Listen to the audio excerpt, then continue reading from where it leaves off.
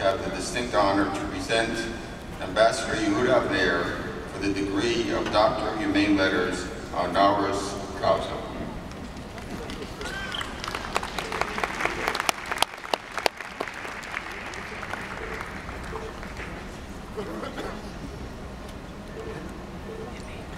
Yehuda Avner, you are the exemplar of dedication to the land of Israel and the Jewish people.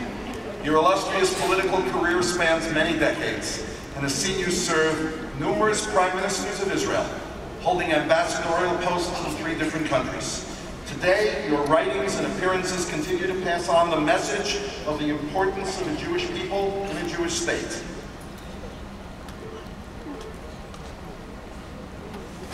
From an early age, you demonstrated your everlasting devotion to Israel, joining a training farm in your native England to prepare yourself for a life of pioneering and toil on the soil of Eretz Yisrael, as you said.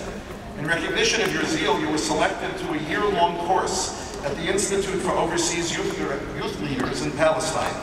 Aware of how difficult visas to Palestine were to acquire, you then, at the age of 18, decided that this would be your aliyah.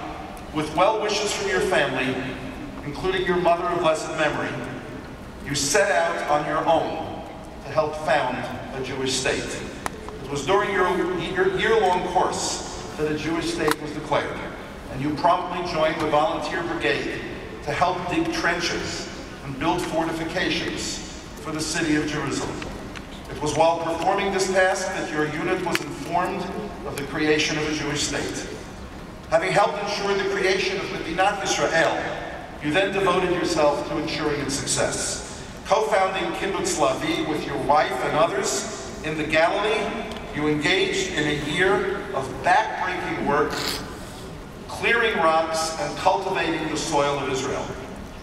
Eventually, you returned to England to help the Bnei Akiva movement that had sent you to Israel in the first place. Returning to Israel with your Ashes Chayil Mimi, you entered a career in the Foreign Service that brought you into the inner circles of 4 different prime ministers. Your work for these prime ministers placed you at the center of many of Israel's defining moments, advising Israel's leadership in its moments of crisis and triumph, war and peace. Each of these unique leaders, who had so little in common politically, chose you anew to be among their circle of advisors and confidants, because each one knew that you placed values above politics. You have earned the respect of your colleagues because they know that whatever the issue, you act from principle, not from partisanship or ideology.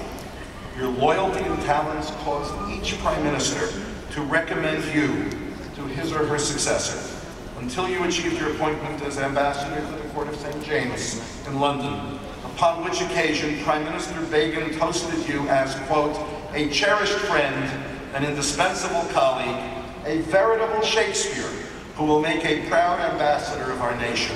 And so you did.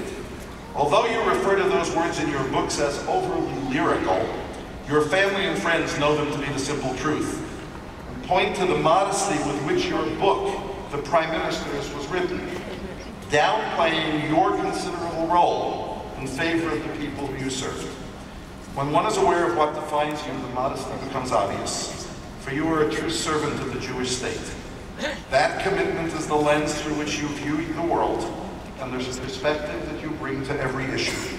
It is for that reason that you do not discuss your personal accomplishments in your book, and it is for that reason that you have sacrificed yourself physically, emotionally, and financially in service of the Jewish state. And it's for that reason, among others, that we honor you. In addition to everything else, you are an exceptional husband, father, and grandfather.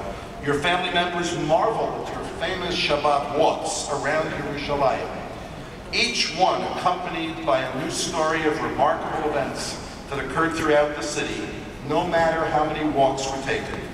Your penchant for storytelling, combined with your indomitable sense of humor, is a delight to your 4 children, 16 grandchildren, 2 of whom, Tanya and Eliana, attended Yeshiva University, and your 6 great-grandchildren, and all those who come to interact with you.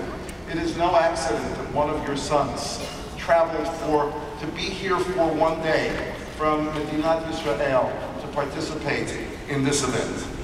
Throughout the you're supposed to pay attention.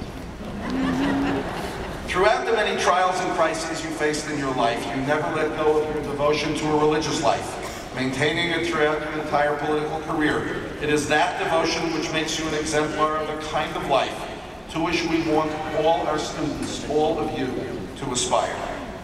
For being, as Chief Lord Rabbi Jonathan Sacks has said, a consummate diplomat, one of Israel's finest advocates, for being a master of words, for being a supreme servant of the Jewish state, for being a man of emunah and mitzvot, a living role model of all that is best in Jewish life, for being a servant of the Ribono Shel Olam, and for being one whose career and character has been a sustained Kiddush Hashem, I am privileged to confer upon you the degree of Doctor of Humane Letters honoris causa. In token thereof, I cause to be placed over your shoulders this visible symbol of our high regard for you, and I hand you this diploma.